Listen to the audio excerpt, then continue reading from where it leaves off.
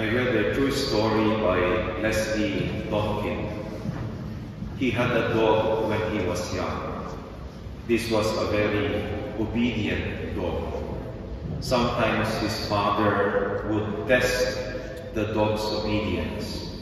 He would place a nice-looking meat on the ground, and the dog must have felt the urge to go for the meat. And the dog must have this conflicting feeling of obeying his master or disobeying his master. Leslie Donkin said, "The dog never looked at the meat.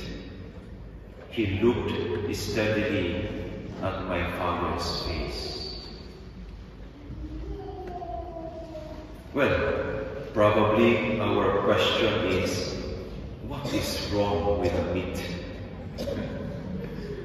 What is wrong with the dog eating the meat? The meat is certainly not bad. The dog eating the meat is not wrong. But the master is teaching the dog that his relationship with his master is more important than the meat. Without his master, his life as a dog would have no meaning and purpose. I watched a video of an experiment they did to 3 children. 2 girls, 1 boy, aged 4 and 5. The kids were seated together. On the table, there were 3 bowls of M&M chocolate. Then the teacher said they could only eat the M&M when she comes back. Only when she comes back that they could eat. So the teacher left for a few minutes. After a few seconds, the kids started to feel uneasy. One child, the first girl, stood up and looked closely at the bowl of chocolate. And the second girl followed. She stood up and smelled the M&M. Good. And the boy, the third, who was seated,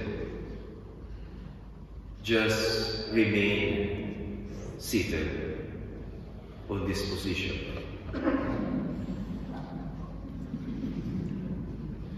He just looked at the 2 girls. Then the first girl started to touch the M&M. The boy said, "No." And the second girl also said, "No." Then after about 2 minutes, the first girl got 1 M&M from the bowl and slowly put it on her mouth. The second girl followed, but the boy held her hand and said, "No." In the end, only 1 girl tried to eat the chocolate before the teacher came back.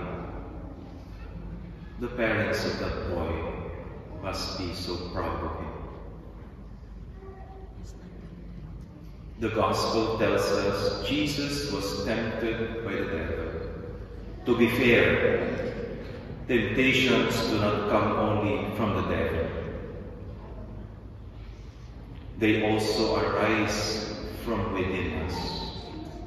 St. James in his letter writes, "Temptation comes from our desires,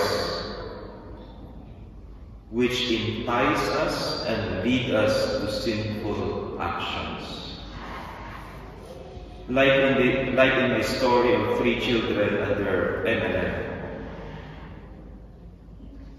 one of the biggest temptations that we have is the urge that when we want something, we want it now. I want that, but I want it now. I want this, but I want it now. Sometimes this happens to us in prayer. Lord, give me what I'm asking you now. I don't want to wait. Give it to me now. I want it now. Then when we don't get it, we become disappointed, frustrated, and angry.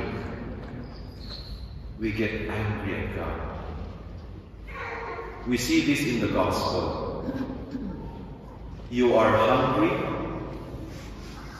said the devil to Jesus, turn this stone into bread. Problem solved.